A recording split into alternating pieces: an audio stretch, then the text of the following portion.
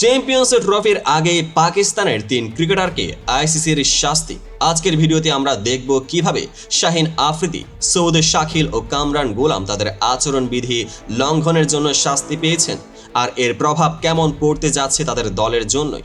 তাই প্রস্তুত থাকুন, কারণ আজকের এই বিশ্লেষণে পুরো ঘটনা প্রবাহ, কৌশলগত সিদ্ধান্ত, তুলনামূলক দৃষ্টিভঙ্গি ও কিছু নাটকীয় ও হাস্যরসপূর্ণ মুহূর্ত থাকবে। দক্ষিণ আফ্রিকার বিপক্ষে তৃতীয় ওয়ানডে ম্যাচে পাকিস্তানের কিছু খেলোয়াড় একের পর এক মেজাজ হারিয়ে দেন। এমনকি প্রতিপক্ষের খেলোয়াড়দের উত্তপ্ত স্লেজিংয়ের পরও কেউ কেউ তাদের দিকে আক্রমণাত্মক পদক্ষেপ নেন। আইসিসি কোড অব কন্ডাক্টের লেভেল 1 লঙ্ঘনের কারণে শাহিন আফ্রিদি, সৌদ শাকিল ও কামরান গোলামকে শাস্তি দেওয়া হয়েছে। শাহিন আফ্রিদিকে ম্যাচ ফির 25% জরিমানা করা হয়েছে, আর সৌদ শাকিল ও কামরানকে 10% জরিমানা ও একটি করে ডিমেরিট পয়েন্ট প্রদান করা হয়েছে। এই শাস্তির পরিপ্রেক্ষিতে পাকিস্তান দলের মনোবল ও শৃঙ্খলা নিশ্চিত করতে আইসিসির কঠোর নিয়মাবলী কার্যকর করা হচ্ছে। ম্যাচে পাকিস্তানকে প্রোটিয়াদের হারিয়ে 353 রানের লক্ষ্য ছুঁয়ে জেতাতে সাহায্য করেছেন মোহাম্মদ রিজওয়ান ও সালমান আলী আগা। আর ফাইনালে আজ পাকিস্তান নিউজিল্যান্ডের মুখোমুখি হবে। আইসিসি কোড অব কন্ডাক্ট অনুযায়ী আন্তর্জাতিক ম্যাচ চলাকালে খেলোয়াড়, সহকর্মী, আম্পায়ার কিংবা দর্শকের প্রতি অযাচিত শারীরিক আচরণ সম্পূর্ণ নিষিদ্ধ। শাহিন আফ্রিদি ম্যাচের 28তম ওভারে ইচ্ছাকৃতভাবে ব্যাটসম্যান ম্যাথু ব্রিডজকে রান নিতে বাধা দিয়ে এমন আচরণ করেন, যা স্পষ্টভাবে কোডের লঙ্ঘন।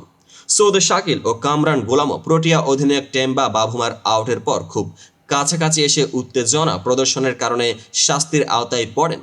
এই শাস্তি শুধু জরিমানায় সীমাবদ্ধ নয়, তাদেরকে একটি করে ডিমেরিট পয়েন্টও প্রদান করা হয়েছে, যা তাদের ভবিষ্যতের আচরণে প্রভাব ফেলবে।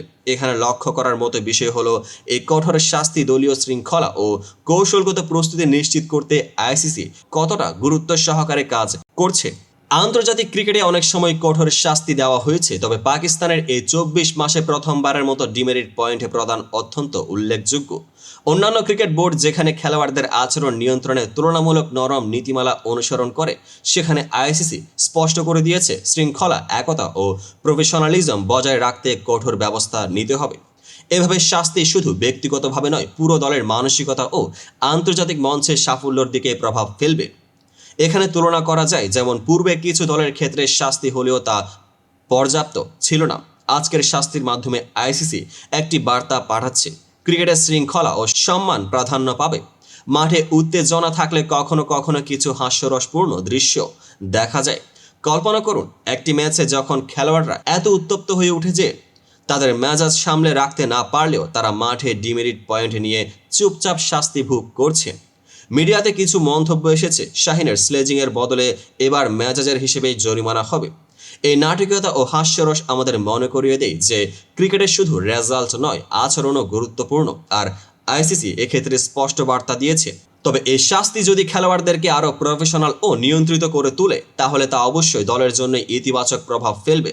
এই শাস্তির ফলে কেবল ক্রিকেটের শৃঙ্খলা বজায় রাখা হবে না, বরং খেলোয়াড়দের আচরণে একটি নতুন মাপকাঠি তৈরি হবে, যেখানে শাস্তির আওতায় পড়া খেলোয়াড়দেরকে তাদের ভবিষ্যৎ পারফরমেন্সে আরও মনোযোগী হতে হবে।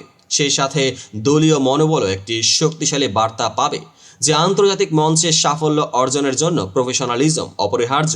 এখন পাকিস্তানের ফাইনালে তাদের প্রস্তুতি কেমন চলবে তা নিয়ে আলোচনা আর বিশ্লেষণ আগামী দিনে আবার দেখা যাবে। আপনারা কি মনে করেন, এই কঠোর শাস্তি কি দলকে আরও শক্তিশালী করবে নাকি কিছু নেতিবাচক প্রভাব ফেলবে? তাই আপনার মতামত খুবই গুরুত্বপূর্ণ। নিচের কমেন্টে লিখে জানান আপনি কি ভাবছেন এই শাস্তির ব্যাপারে। যদি এই ভিডিওটি আপনাদের ভালো লাগে তাহলে লাইক, শেয়ার ও আমাদের চ্যানেল সাবস্ক্রাইব করতে ভুলবেন না। আরও ইনডেপথ বিশ্লেষণ, ক্রিকেট আপডেট ও বিশেষ ভিডিও পেতে আমাদের সঙ্গেই থাকুন। আজকের এই আলোচনা থেকে আমরা বুঝতে পারছি যে আন্তর্জাতিক ক্রিকেটে শুধু রানের হিসেব নয়, শৃঙ্খলা, সম্মান ও প্রফেশনালিজমও ততটাই জরুরি। ধন্যবাদ এবং ক্রিকেটের এই উত্তেজনাপূর্ণ যাত্রায় আমাদের সাথেই থাকুন।